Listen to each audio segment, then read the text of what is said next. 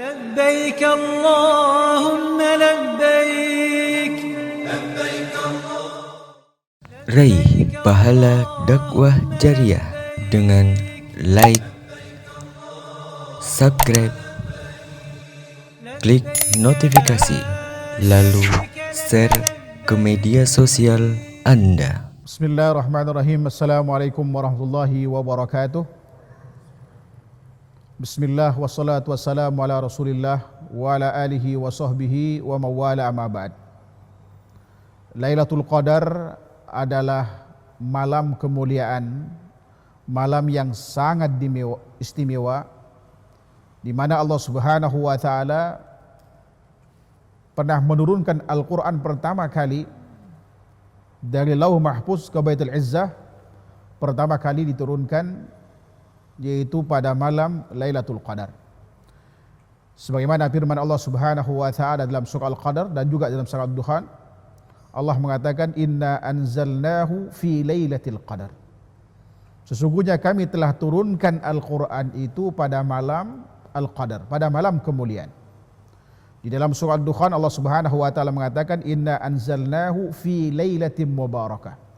Sesungguhnya kami telah menurunkannya yaitu pada malam yang penuh dengan berkah. Karenanya kemudian Allah Subhanahu wa taala membuat surat khusus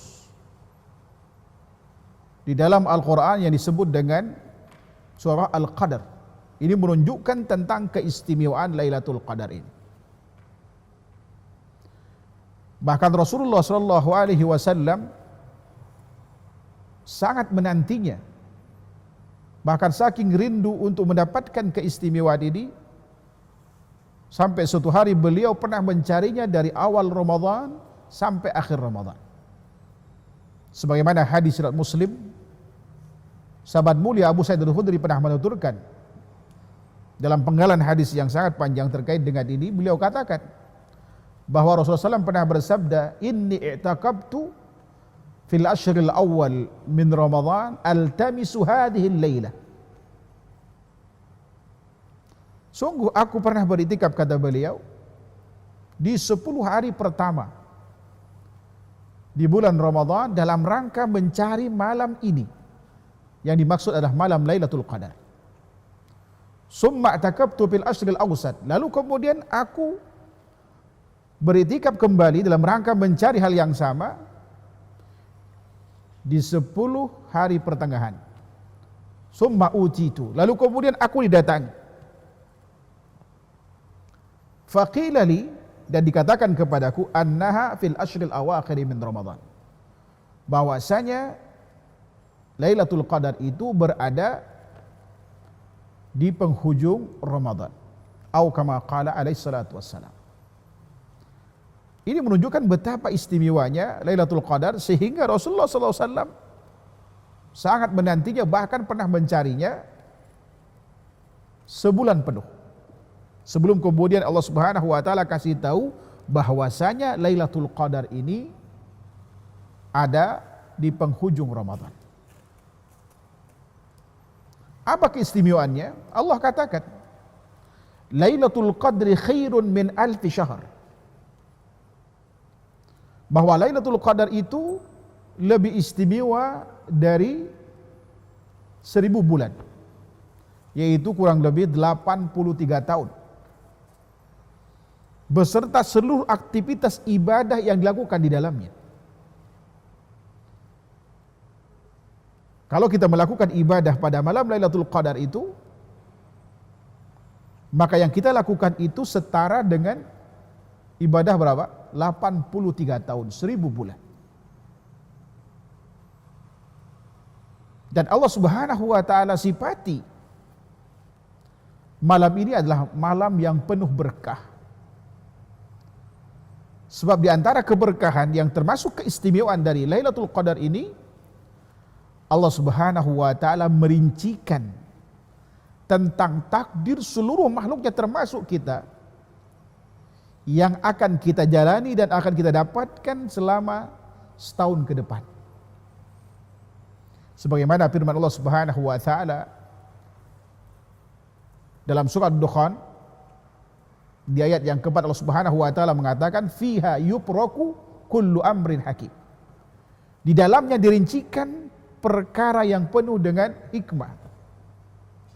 Ahli tafsir menafsirkan bahwa yang dimaksud dari firman Allah ini yang dirincikan adalah berkaitan dengan takdir kita, berkaitan dengan amal yang akan kita lakukan setahun ke depan.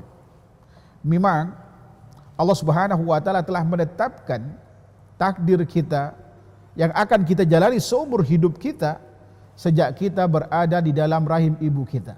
Di saat usia genap 120 hari atau 4 bulan, di saat Allah Subhanahu wa taala mengutus seorang malaikat ya kan, untuk menentukan 4 hal. Amal yang akan kita lakukan, kemudian rezeki yang akan kita dapatkan, usia hidup kita di dunia ini, dan akhir dari sebuah perjalanan hidup kita. Ya, sebagaimana tuturkan hadis riwayat Imam Al-Bukhari dari sahabat mulia Abdullah bin Mas'ud radhiyallahu ta'ala anhu. Rinciannya, jadi takdir global ditentukan ketika kita berusia 4 bulan dalam rahim ibu kita. Dan rinciannya setiap tahun Allah berikan bersamaan dengan turunnya Lailatul Qadar. Ya kan? Oleh karenanya, di saat kita menanti Lailatul Qadar itu, kita minta kepada Allah Subhanahu wa taala perubahan takdir kita. Sebab takdir itu hanya bisa dirubah dengan ikhtiar maksimal, dan kita lakukan itu sejak awal Ramadan sampai akhir Ramadan. Yang kedua adalah berdoa. Sebab Rasulullah katakan Lailatul Qadar illa doa, tidak ada yang bisa berubah takdir kecuali apa? Doa. Apa yang kita minta kepada Allah Subhanahu wa taala untuk perubahan takdir kita? Andai kata kecenderungan kita selama ini adalah maksiat kepada Allah Subhanahu wa taala, saatnya kita minta kepada Allah Subhanahu wa taala agar diberikan hidayah taufik untuk senantiasa berada dalam ketaatan kepada Allah Subhanahu wa taala. Sehingga setahun ke depan kecenderungan hati itu senantiasa untuk melakukan apa? Ketaatan kepada Allah Subhanahu wa taala. Kemudian yang kedua, rizki. Rizki ini bisa berkaitan dengan usia.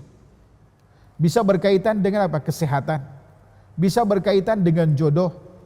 Bisa berkaitan dengan apa yang kita butuhkan. Andai kata barangkali jodoh belum kunjung datang, saatnya kita minta kepada Allah Subhanahu wa taala agar Allah Subhanahu wa taala berikan jodoh kepada kita pasca Ramadan itu. Atau yang berkaitan rezeki dengan harta kita. Apalagi dalam kondisi seperti sekarang ini, di mana situasi tidak menentu, orang dibuat bingung kecuali mereka yang beriman kepada Allah Subhanahu wa taala. Saatnya kita minta kepada Allah Subhanahu wa taala untuk merubah takdir kita agar dimudahkan rezeki kita, apapun kemudian caranya. Yang penting halal. Andai kata Allah Subhanahu wa taala mengabulkannya, maka insya Allah akan ada kemudian apa? Usaha-usaha baru yang sebelumnya belum terpikirkan. Tapi karena kita minta kepada Allah, Allah berikan ide kepada kita untuk melakukan usaha-usaha yang bisa menghasilkan. Atau kita minta kepada Allah Subhanahu wa taala, yaitu apa? Istri yang salihah, tetangga yang baik, itu juga rezeki. Singkat cerita, kita minta kepada Allah Subhanahu wa taala kebaikan dunia dan akhirat kita. Kemudian yang ketiga, kita minta kepada Allah Subhanahu wa taala agar Allah Subhanahu wa taala yang berkaitan dengan usia kita. Kalau selama ini waktu hanya habis untuk dunia, kita minta kepada Allah ya kan, agar waktu kita habis untuk akhirat kita di samping dunia kita. Andai kata selama ini waktu kita habis untuk bermaksiat, kita minta kepada Allah Subhanahu wa taala agar waktu tidak bermanfaat kecuali apa? Untuk akhirat kita. Di samping kemudian Allah berkahi usia kita walaupun pendek, waktu sangat bermanfaat untuk kebaikan dunia dan akhirat kita. Dan yang terakhir, ini yang paling penting bagi kita, kita minta kepada Allah Subhanahu wa taala agar husnul khatimah. Apalagi kalau kecenderungan selama ini maksiat. Andai kata kita evaluasi sejak kita balik sampai detik ini, kemungkinan jawabannya mungkin lebih banyak maksiat dibanding ketaatan Allah Subhanahu wa taala. Andai kata malaikat maut datang, mungkin lebih dekat kepada su'ul khatimah dibanding husnul khatimah. Tapi dengan Lailatul Qadar yang akan datang ini, di mana Allah Subhanahu wa taala memberikan keistimewaan kepada kita dengan merincikan takdir itu, kita minta perubahannya kepada Allah Subhanahu wa taala agar kita dimatikan dalam keadaan husnul khatimah. Kalau kemudian kita minta kepada Allah Subhanahu wa taala, insyaallah dan dikabulkan oleh Allah Subhanahu wa taala, Allah Subhanahu wa taala akan merubah nasib kita, ya kan, pasca Lailatul Qadar paling tidak setahun ke depan. Ini yang kita harapkan bersama. Inilah keistimewaan Lailatul Qadar. Tinggal bagaimana kemudian kita menanti Lailatul Qadar ini. Apa yang harus kita lakukan dalam rangka menanti Lailatul Qadar? Inilah yang akan kita bahas pada kesempatan berikutnya insyaallah. Wallahu taala alam. Wa sallallahu Muhammad wa ala alihi wasallam. Subhanakallahumma wa bihamdika asyhadu an la ilaha illa anta astaghfiruka wa atubu ilaik. Assalamualaikum warahmatullahi wabarakatuh. لبيك اللهم لبيك لبيك Budaya Safari, hidupkan sunnah, jalin ukhuwah, raih barokah.